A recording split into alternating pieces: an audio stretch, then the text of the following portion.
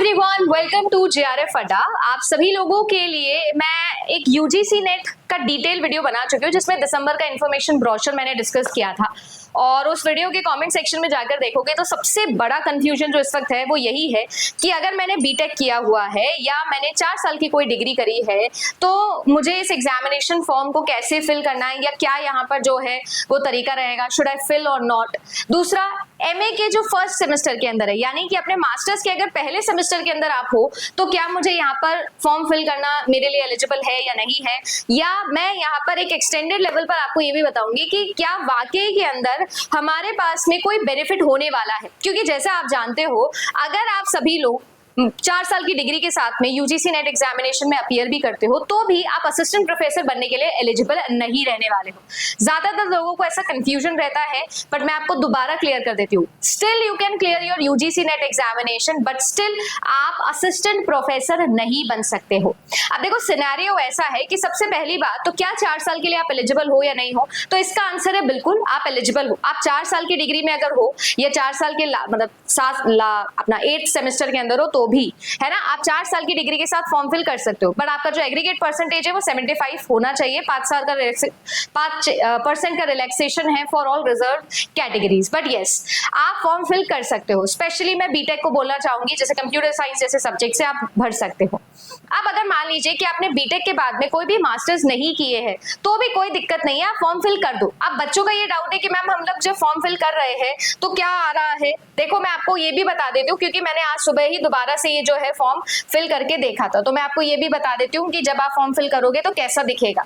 जब आप form fill करोगे ना तो आपके पास में ऐसा ऑप्शन आएगा, जैसे कि आप लोगों को दिख रहा है कि यहाँ पर साफ साफ लिखा है कि आपके पास में सिर्फ 2 कैटेगरीज है जिसमें आप फॉर्म डाल सकते हो।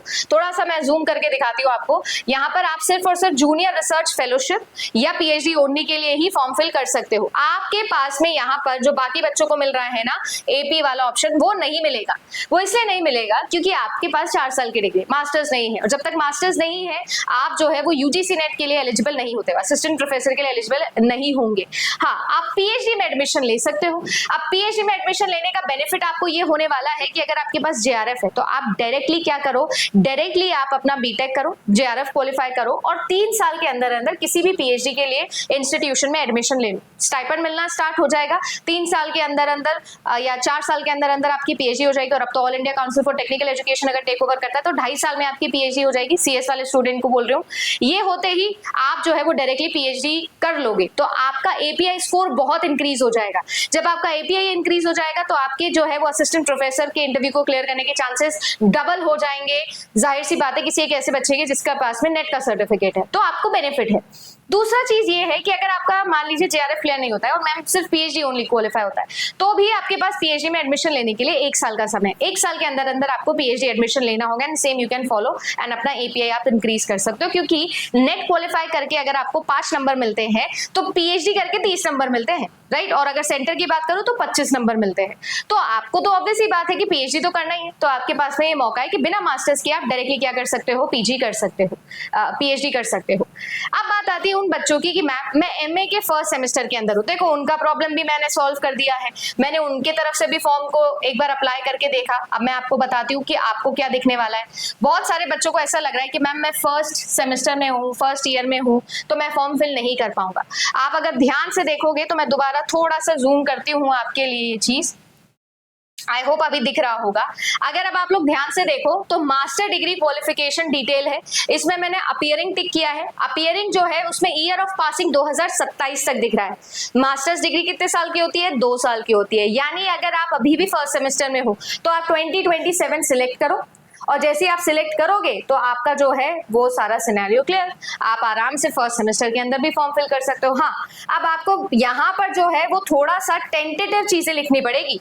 आप फाइनल ईयर के अंदर आपके फर्स्ट सेमेस्टर में कितनी परसेंटेज आई थी, फाइनल ईयर की जो रिजल्ट है अवेटेड है, ये सब चीजें आपको टेंटेटिव डालनी पड़ेगी। बट मैं फिर बोल रही हूँ यू कैन फिल फॉर्म, कोई दिक्कत नहीं। एक बार ट्राई करके देखना और मुझे बताना कॉमेंट सेक्शन में कि फिल किया या नहीं कर पा रहे हो। यहाँ पर आराम से आपको यूजीसी नेट क्वालिफाई करके 2 साल का समय मिलता है आपकी पीजी डिग्री कंप्लीट करने का। और मेरे पास तो इतने सारे बच्चे हैं जो पिछले साल क्वालिफाई किए, पिछले सालों में 3 सालों में इतने क्वालिफाई किए हैं अपने फर्स्ट सेमेस्टर्स के अंदर, अपने सेकंड सेमेस्टर के अंदर, है ना। तो मैं तो रियल डेटा के ऊपर बात करूंगी। मुझे कोई शौक नहीं है बेमतलब थंबनेल पे रीफॉर्म फलाना ढिमकाना आपको दिखाऊं। मैं रिजल्ट के लिए काम करती हूँ और इसी वजह से जेआरएफ अड्डा हर साल 10% से ज्यादा जेआरएफ देता है, क्योंकि we focus on content and we focus on results. अगर आप अच्छे से रिजल्ट पे फोकस करो तो ऑटोमेटिकली वैलिडिटी के साथ क्रेडिबिलिटी आ जाती है। आज सुबह वाले वीडियो में भी मैं यही बोल रही थी। सो सीन ऐसा है, you can fill form. Benefit क्या है? बेनिफिट ये है कि आप अपने मास्टर्स डिग्री में जब नेट क्वालिफाई कर लेते हो तो बहुत इजीली आपके पास में अपॉर्चुनिटीज आती है असिस्टेंट प्रोफेसर की। अब जैसे मान लो कि मेरे पास में मेरे फर्स्ट या सेकंड सेमेस्टर में या थर्ड सेमेस्टर में मेरा नेट क्लियर हो गया, मेरे पास में मेरी पीजी कंप्लीट होने से पहले नेट आ गया है। अब जैसे ही पीजी कंप्लीट होगा या उस दौरान कोई भी वैकेंसी आती है तो आई एम एलिजिबल। और आपके पास फायदा ये है कि आप अपना पीजी होते ही बीएड भी कर सकते हो, ताकि अगर आपके पास में और पीजीटी के ऑप्शंस आए, 80-80 हजार की सैलरीज होती है पीजीटी टीचर्स की, तो भी कोई बुराई नहीं। तो पीजी खत्म करते ही बीएड में भी एडमिशन ले सकते हो। तो आपके पास में जो आपका स्पेक्ट्रम ऑफ जॉब है वो बहुत बढ़ जाएगा। अपनी अपॉर्चुनिटी खुद क्रिएट करनी पड़ती है। देखो बात ऐसी है, जितना ज्यादा अपॉर्चुनिटी अपने लिए क्रिएट करके चलोगे उतना बढ़िया है, राइट। तो आपके पास में भी बेनिफिट ज्यादा है। मैं दोनों को ही बोल रही हूँ, बीटेक वाले बच्चे को भी बोल रही हूँ और फर्स्ट सेमेस्टर वाले बच्चे को भी बोल रही हूँ। दोनों को फॉर्म फिल करना है और दोनों को अच्छे से तैयारी करनी है। जेआरएफ अड्डा पर पहली बार आए हो तो जेआरएफ अड्डा को सब्सक्राइब करना कंसिडर करना। प्लेलिस्ट है, वन शॉट मैराथन से, पेपर 1 की भी है, पेपर 2 की भी है। जो आपको देखना है सब कुछ आपके पास में अवेलेबल है, जाकर देखिए। अगर आप मेरे साथ में प्रीमियम कोर्सेज में पढ़ना चाहते हो तो जेआरएफ अड्डा एप्लीकेशन पर अभी प्रीमियम कोर्सेज में भी आपको जो है वो अच्छी स्कॉलरशिप्स मिल रही हैं, डिस्काउंट ऑफर्स मिल रहे हैं। So you can go and you can take JRF Adda का प्रीमियम बैच। एक जगह सारे प्रीवियस ईयर, एक जगह सारे नोट्स, एक जगह सारे के सारे वीडियो कोर्स, एकदम तरीके से बिना किसी डिस्ट्रैक्शन के। क्योंकि आप और मैं दोनों जानते हैं कि यूट्यूब की दुनिया इस वक्त सबसे ज्यादा डिस्ट्रैक्टेड दुनिया है, और आपको कमेंट सेक्शन में बहुत ऐसे लोग भी मिलेंगे जो आपको चला के डिस्ट्रैक्ट करने की कोशिश करेंगे। बट जैसा मैंने कहा, the key is focus and positivity. You have to motivate yourself again and again. ठीक है, अच्छा लगा वीडियो तो लाइक जरूर करिएगा, और कोई डाउट रह गया हो तो कमेंट सेक्शन में जरूर बताइएगा। फिलहाल के लिए बस इतना ही। मिलती हूँ आप सभी लोगों से 10 AM पेपर 1 और 8 PM पेपर 2 कंप्यूटर साइंस के फ्री सेशन के लिए ऑन यूट्यूब। Bye bye.